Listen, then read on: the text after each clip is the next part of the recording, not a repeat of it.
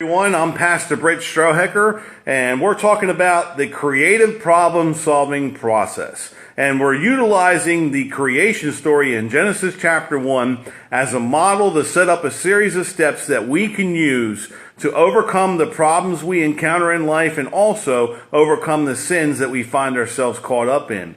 So today we're going to talk about step 5, but before we talk about step 5, let's review quickly what we've already been through. Day 1 of creation is where God created light and separated the light from the darkness. And that's what we need when we find ourselves or realize we have a problem. Or realize I'm caught up in sin for some reason, or I'm caught up in a behavior that I know is not right and I need to get away from. So we're in darkness. We're formless, we're empty, there's a lot of times there's chaos. That's where God finds us when we're caught up in sin or in a problem situation. So all we need to do at that point is ask God to shed His light on the situation and provide a light at the end of the tunnel so that we can start making progress to overcoming the problem and overcoming the sin. That's step 1, day 1. Day 2 is when God separated the waters above from the waters beneath. And step 2 in our creative problem-solving process requires us to step back, take a look at the problem and the sin so that we can study them, analyze them, and see them for what they are. And this step requires complete honesty. We have to lay everything out on the table, see it for what it is, understand what's causing it, what's the root cause, and what's triggering it, how are we getting triggered to start this sinful behavior or get caught up in sinful behavior, and how are we going to handle this? How are we going to deal with this? Are we willing to deal with this? Are we still rationalizing and making excuses? We need to be honest at this step to see what it is that's creating an issue for us and how God will be able to help us get away or get out of this situation. So that's step 2. And again, I can't stress enough that this requires complete honesty, because if you can't be honest with yourself, then how do you expect to be honest with God? So, step 3 is day 3 of the creation story, and that's where God caused the waters to recede and gather together into seas and let the dry land appear. And on the land, He grew all kinds of plant life that produced herbs and fruit. And as we know, plant life is essential on this planet in the oxygen generating process and also providing food for the animal life and the human life that is here on earth. And God basically set an environment up where life could thrive with resources that would be essential to help life thrive. And that's what step 3 involves. Step 3 involves allowing God to remove us from the sea of emotions that are bringing us into the problem or perpetuating the problem or the sin in any way. Take us out of that sea of emotions and set us on solid footing, solid ground, so that we have a firm base to stand upon so that we can move forward towards solving the problem and overcoming the sin. And in this step, this is where God will reveal to us the resources that He has made available to us to help us learn from our mistakes and overcome the situation. He gave us His Bible, His Word, which contains His wisdom and truth on how we take care of these situations and issues. He also gave us prayer, where we can talk to Him. We can speak with Him and converse with Him and talk the issues over with Him so that He knows that we know what the problem is doing to us, that we know what the sin is doing to us, and that we can acknowledge that we're wrong in the situation, and we want to allow Him to help us in the situation. Another resource that He may bring to us is other people who have experienced similar situations, who have a testimony that they can provide to you and talk to you about how they dealt with the situation and how God helped them deal with the situation. And this is what we talked about the other day, where, you don't have to face your problems on your own. You don't have to do this on your own. A single-stranded cord is not as strong as a triple-stranded cord. And God knows there's strength in numbers, and He's going to be willing to send other believers your way that He knows will be able to help you. You just need to trust Him to provide you with those resources. So that's step 3. Yesterday we talked about step 4, day 4 of creation, and that's where God set the sun, the moon, the stars in the sky and set up time. The sun, moon, and stars mark off days, weeks, months, years, seasons. It's all God's timing that He's controlling the universe with. He's set the wheels of motion going when it comes to time. And this is crucial in our problem-solving process. We live in a touchscreen society where we want answers like yesterday and we want resolutions like yesterday. But it doesn't work that way with God. He's not a touchscreen type person. He is one that wants to make sure that you are equipped and empowered to learn from your mistakes so that when you face similar situations in the future, or when you come across that temptation to sin in the future, the learning that you have gained in this problem-solving process will help you face down the problem or face down the sin when you encounter it in the future. And trust me, if we encountered it one time and it impacted us or hurt us in any way, don't you think that Satan's taken note of that and is going to use it again against you to see if you will fall? See if you can not follow what God has taught you, or maybe even try to discredit God in your eyes for some way or some reason. You know how Satan works. He's trying to discourage us in our faith, where God wants us to grow our relationship with Him.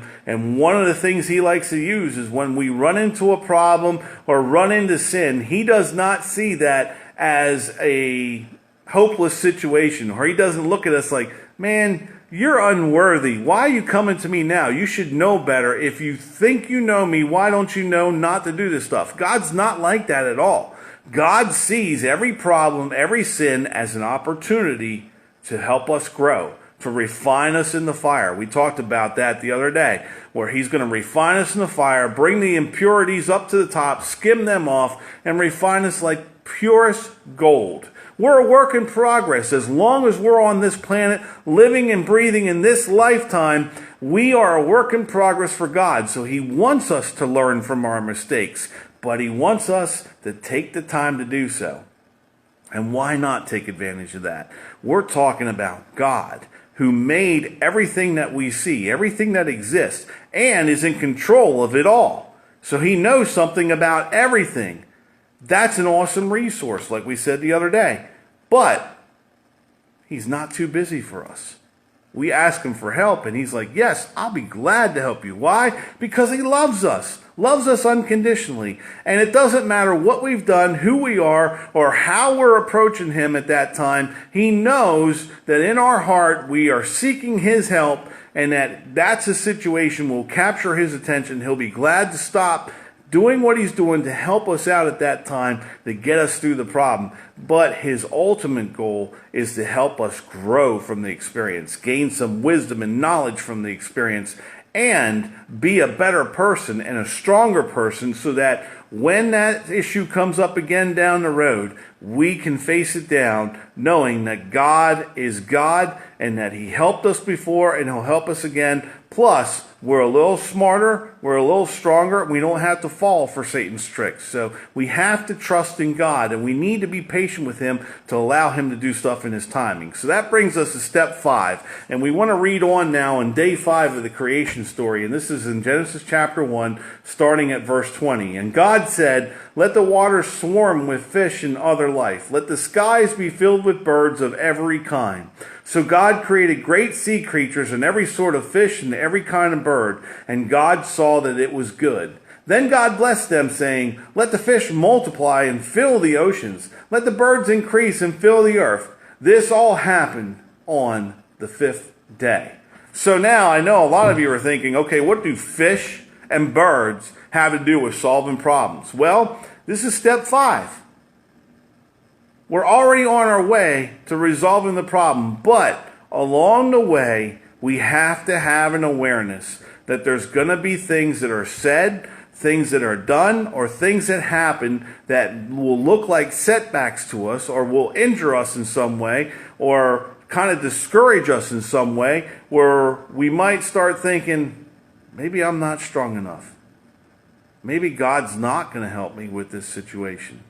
Don't let yourself fall in that trap, because what is Satan doing? He's trying to get you back into that sea of emotion, and he's surrounding you with predators. He's surrounding you with the fish. So you're either going to sink or swim. Now, if you're on God's side and you are trusting in God, my guess is, in my knowledge, and I know for sure, you're going to swim.